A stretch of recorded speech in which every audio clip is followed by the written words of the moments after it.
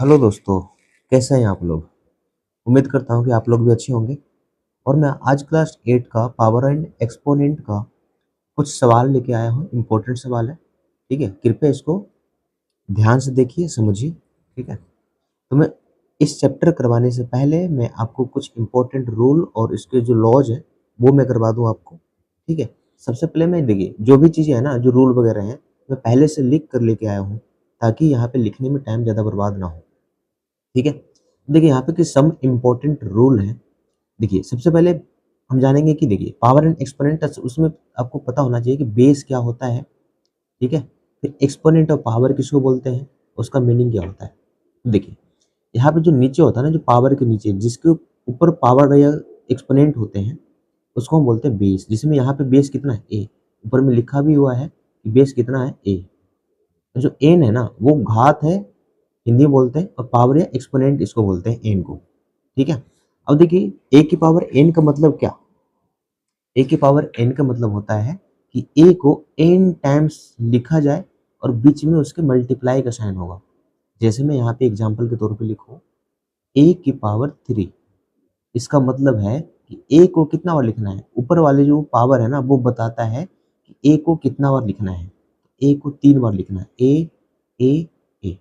बीच में साइन किसका होगा, मल्टीप्लाई का साइन होगा, ठीक है। तो इसको मैं इस फॉर्म में मैं क्या कर सकता हूँ, एक्सटेंड कर सकता हूँ, ठीक है। ये आपका एग्जाम्पल था। चलिए इतने बात समझ में आ गया। अब हम आते हैं लॉज पे। पहला क्या है कि ए की पावर एम इंटू ए की पावर एन है, तब इसका क्या होता है। जब इसको सोल्व करेंगे तो इसको मैं किस रूप में और लिख सकता हूँ। देखिए यहाँ पे बेस दोनों समान है। जो चीज़ समान होता है, जैसे मान लीजिए कभी कहीं पे तो आपको पावर समान मिल जाएगा, कहीं पे बेस समान मिल जाएगा। तो जो चीज़ें समान है, एक जैसा है, उसको एक ही बार लिखना है। और इसका ये रूल कहता है कि अगर ए की पावर एम इंटू ए की पावर एन बेस समान है, तो मल्टीप्लाई में उसके पावर जुड़ते हैं। अगर इसका बेस समान है, पावर चाहे कुछ भी हो, ठीक है, और बीच में मल्टीप्लाई का साइन हो, तो इसके पावर आपस में क्या होते हैं, जुड़ जाते हैं। तो देखिए बेस समान था तो ए लिखा, और पावर मल्टीप्लाई में साइन है, तो पावर मल्टीप्लाई में क्या होता है, जुड़ जाता है, तो एम प्लस एन हो जाएगा, ठीक है। चलिए दूसरा क्या है कि ए की पावर एम है और ए की पावर एन है, ये डिवाइड में है, ठीक है। मल्टीप्लाई में होता है तो पावर उसके जुड़ जाते हैं, और डिवाइड में होता है तो उसका पावर घट जाता है। अब यहाँ पे देखो कि यहाँ भी पावर सॉरी बेस समान था, एक बार लिखा गया। यहाँ भी बेस समान है, ए यहाँ भी ए यहाँ भी है। तो जो चीज़ समान होता है ना, उसको एक बार ही लिखना, ठीक है। और डिवाइड में होगा तो माइनस हो जाएगा, मल्टीप्लाई में होगा तो प्लस हो जाएगा, ठीक है। अब चलते हैं यहाँ पे मल्टीप्लाई, यानी कि ए की पावर एम है, उसके होल पावर एन है। जब इस टाइप में होगा लिखा हुआ, इसको हम मल्टीप्लाई कर देते हैं आपस में। बेस लिखेंगे ए, और दोनों मल्टीप्लाई हो जाता है, एम इंटू एन हो जाता है, ठीक है। अच्छा अब यहाँ पे देखिए कि ए और बी, ठीक है, दो अलग अलग इसमें बेस हैं, ठीक है, और उसका पावर एक ही एन ही है, ठीक है। तो जो पावर सेम होता है, एक ही है, तो यहाँ पे लिखेंगे, देखिए जो ब्रैकेट देख रखा ना यहाँ पे, ब्रैकेट के अंदर जो भी टर्म होगा, एन उसके लिए भी होता है। मतलब जितने भी टर्म होते हैं सबके लिए होता है एन। तो एन ए के लिए भी है और बी के लिए भी है। बीच में किसी चीज का साइन नहीं होता तो मल्टीप्लाई का साइन होता है। तो ए की पावर एन हो गया, और ये एन बी के लिए भी, तो बी की पावर एन भी लिख सकते हैं इसको, ठीक है। चलिए अब आते हैं यहाँ पे, ए अपॉन बी, यहाँ पे इंटू वाला था तो हम अलग अलग लिख सकते हैं। डिवाइड में रहेगा फिर भी हम इसको अलग अलग लिख सकते हैं, क्योंकि जो होल पावर होता है ना एन, ये ए के लिए भी होता है और बी के लिए भी होता है। इसको हम सेपरेट करके हम ऐसे लिख सकते हैं, ए की पावर एन और ये बी की पावर भी एन होगा, जहाँ पे B not it is equal to zero. अच्छा हर बार हमको यही बोला जाता है कि जो डिनोमिनेटर को जीरो नहीं होना चाहिए, क्या होता है इसका मतलब। अगर हम परिमेय संख्या भी पढ़ते हैं तो उसमें भी देखिए पी बाई क्यू के फॉर्म में लिख सकते हैं, लेकिन Q not is equal to zero, इसका मतलब क्या।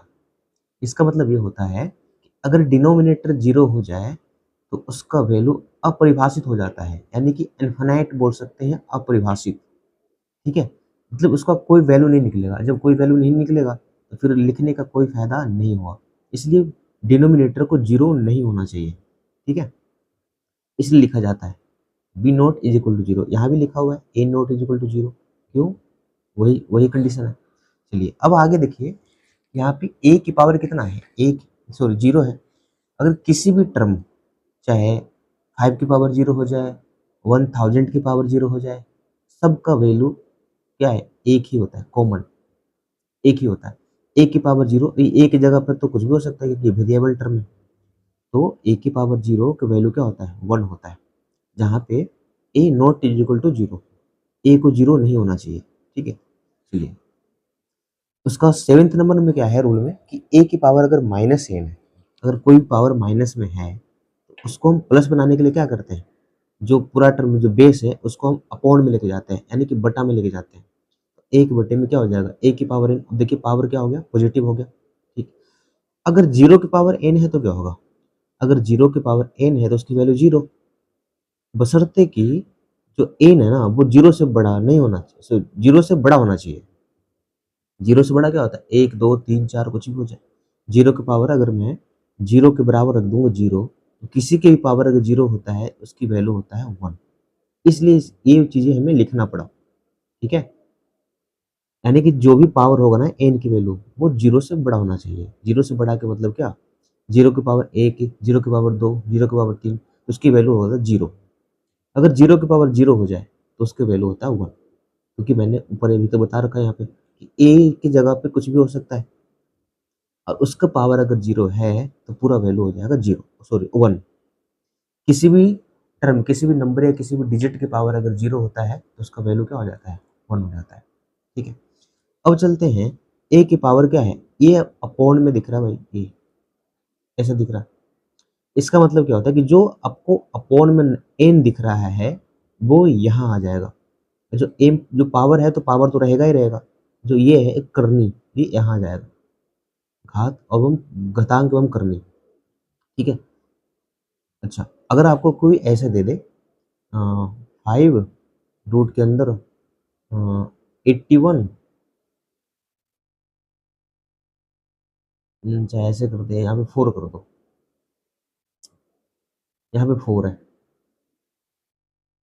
इसके अंदर 4 है, इसको मैं कैसे लिख सकता हूँ।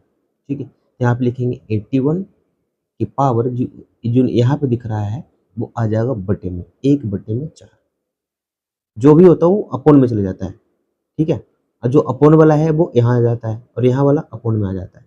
ठीक, ये दोनों तो बराबर ही है, इसको मैं इस फॉर्म में लिख सकता हूँ।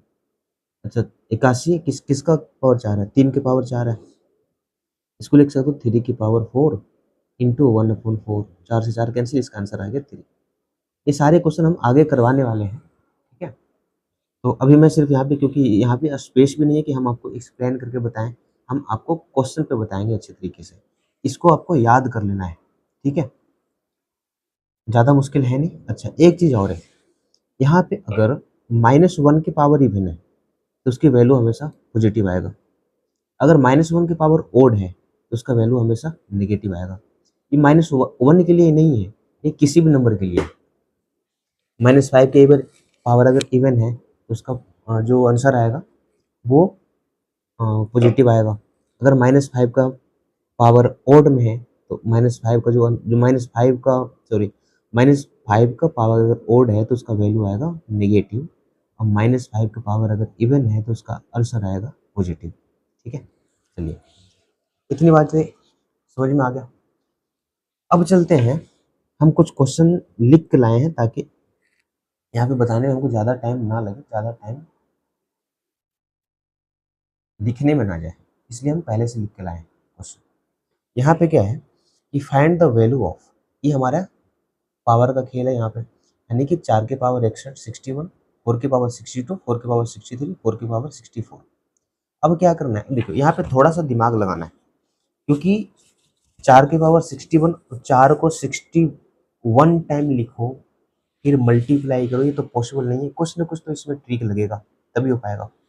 कॉमन का खेल जानते हैं, यानी कि इसमें से कॉमन लेना पड़ेगा, कॉमन तो कुछ है नहीं, ये 61 है, 62, कॉमन क्या है इसमें, यही तो समझना है। 4 इसमें कितने बार लिखा गया होगा, 4 लिखा होगा 61 बार, 4 गुने 4 गुने 4 गुने 4 ऐसे, ये 62 बार 62 टाइम्स, ये 63 टाइम्स लिखा गया होगा 4, और 64 टाइम्स लिखा गया होगा।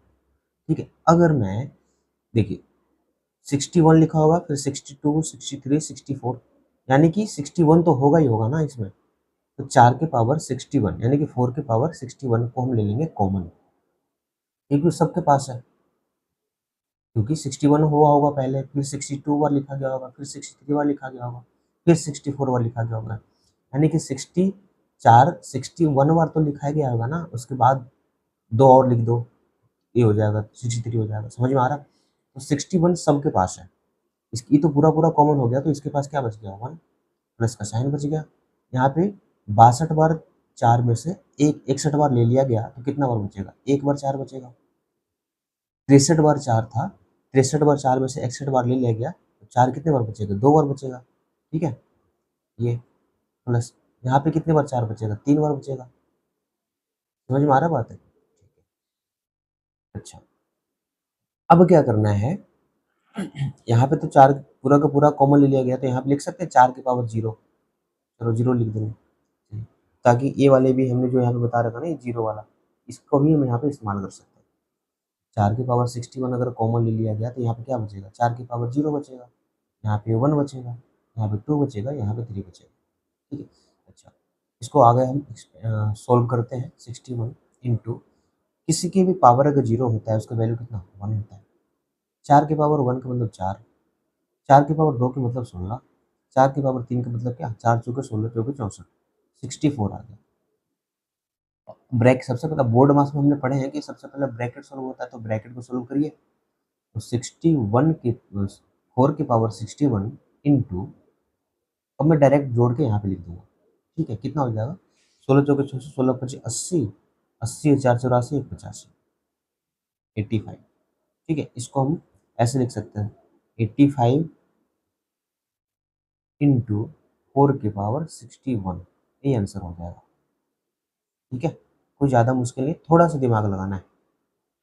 ठीक है, अब आते हैं सेकंड क्वेश्चन पर। सेकंड क्वेश्चन में क्या है कि 5 square x is equal to 1000 जब है, तो हमें सबसे पहले x की वैल्यू फाइंड करना है। जब x की वैल्यू फाइंड हो जाएगा, तो हमको इसमें पुट करके इसका वैल्यू निकालना है। ठीक है, तो हम सबसे पहले x की वैल्यू फाइंड करते हैं। तो 5 का स्क्वायर का मतलब क्या? 25, 25x is equal to 1000। x की वैल्यू कैसे निकलेगा? 1000 को मल्टीप्लाई में इधर आएगा तो डिवाइड हो जाएगा, इसे डिवाइड करेंगे तो 25 चौके 100, पहले 100 को काटो, एक जीरो और बचा हुआ था, एक जीरो और चिपका दो, x की वैल्यू कितना आ गया? 40 आ गया। आ गया। अब हमको इस इक्वेशन में x की वैल्यू पुट करना है, तो पुट कर देते हैं भाई। 14 इंटू एक्स की जगह कितना? 40 प्लस का 78, इसकी वैल्यू क्या होगा? तो सबसे पहले इसको मल्टीप्लाई करते हैं। बोर्ड मास का रूल क्या होता है? सबसे पहले मल्टीप्लाई पीरियड माइनस, ऐड के बाद फिर माइनस होता है। देखो 14 चौके 56, फिर एक जीरो चिपक जाएगा, प्लस का 78। अब इसको ऐड कर दो, कितना आ जाएगा? 8 और 713 का 3 हाथ से 1 और ये बचेगा 638, इसका आंसर आ जाएगा। ठीक है, इस क्वेश्चन में भी कोई जान नहीं था, बस थोड़ा सा दिमाग लगाना था। चलिए फिर आगे जीरो वाला। जीरो किसी की भी पावर अगर जीरो होता है, उसका वैल्यू कितना? 1 होता है, 1 हो गया। माइनस का, इसका पावर भी जीरो है, इसका मतलब इसका ही वैल्यू 1 होगा। इंटू 5 का पावर 2 का मतलब कितना? 25। अब देखिए, एक में से एक घटेगा तो कितना बचेगा भाई? 0 बचेगा। ठीक है, गुणा करते या डिवाइड करते तो 1 होता। ठीक है, लेकिन माइनस कर रहे हैं तो यहाँ पे क्या आएगा? 1 माइनस 1 यानी 0 इंटू 25। अब किसी भी नंबर को अगर 0 से मल्टीप्लाई करते हैं, उसका वैल्यू क्या होता है? 0 होता है। ठीक है, इसका आंसर 0 हो जाएगा। इतना बात समझ में आ गया? ठीक है, और बाकी के क्वेश्चन हम नेक्स्ट वीडियो में करने वाले हैं। ठीक है, बस वीडियो में बने रहें, नेक्स्ट पार्ट को देखना ना भूलें। ठीक है, मैं बहुत अच्छे से, बहुत सरल तरीके से बताऊंगा, और मैं गारंटी के साथ कह सकता हूँ कि आपको पावर और एक्सपोनेंट में कोई दिक्कत नहीं आने वाला। ठीक है, बस वीडियो को देखिए, लाइक कीजिए, सब्सक्राइब कीजिए। ठीक है, तो अब नेक्स्ट वीडियो में लेके आते हैं। धन्यवाद दोस्तों।